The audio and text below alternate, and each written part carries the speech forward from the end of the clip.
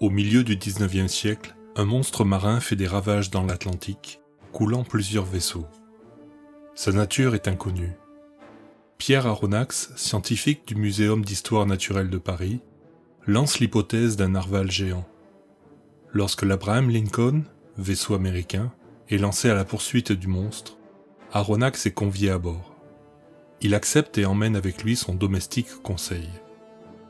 À bord du navire, il fait la rencontre de Ned Land, un grand harponneur de baleines, chargé de mettre un terme aux déprédations du monstre.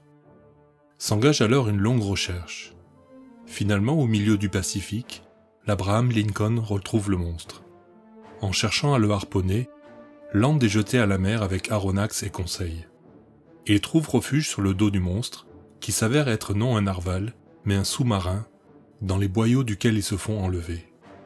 Là, ils font la rencontre du capitaine Nemo, constructeur et chef du Nautilus, qui leur offre la liberté totale à bord, en même temps qu'il leur annonce qu'ils ne pourront jamais le quitter, car il ne peut laisser partir des hommes qui connaissent ses secrets. Il s'avère que Nemo connaît de réputation Aronnax, par le biais du chef-d'œuvre qu'il a écrit sur les espèces sous-marines.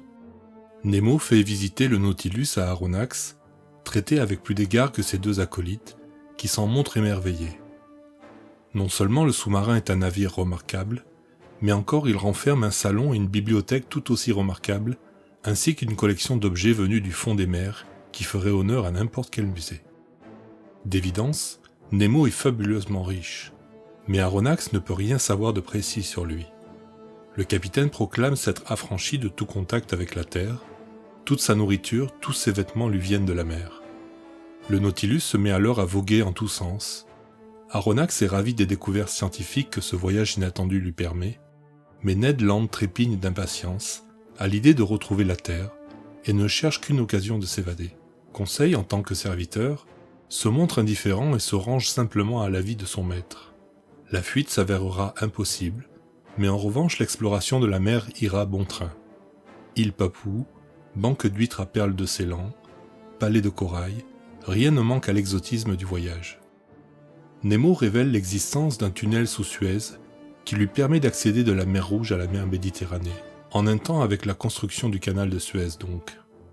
Dans l'océan Atlantique, il visite les ruines de l'Atlantide, encore illuminées par un volcan sous-marin. Puis ils arrivent au pôle Sud, dont Nemo veut faire la conquête. Ces terres isolées que l'homme n'a pas salies en effet l'intéressent.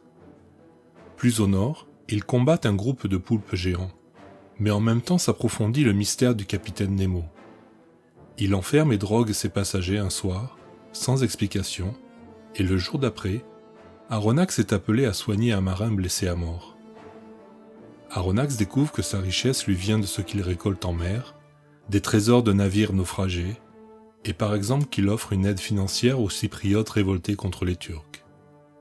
Un jour, Nemo sauve de la mort un misérable pêcheur de perles, et lui fait présent d'une grosse quantité de perles.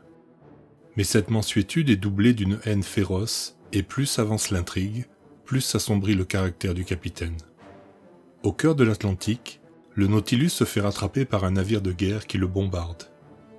Nemo l'éperonne et le regarde couler, sans aucune trace de pitié.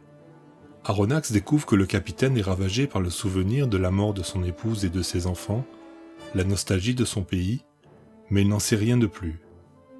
Révolté par les actions du capitaine, lui aussi finalement souhaite fuir.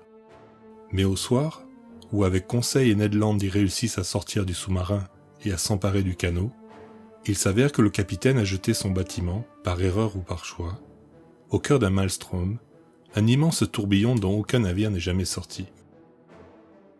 Incapables de se réfugier à nouveau dans le sous-marin, les trois prisonniers ne peuvent que subir les éléments. Par miracle, ils s'en sortent, et en attendant de pouvoir rentrer chez lui, Aronnax écrit son histoire, cherchant toujours à percer le mystère du capitaine Nemo, dont il ne sait s'il a survécu.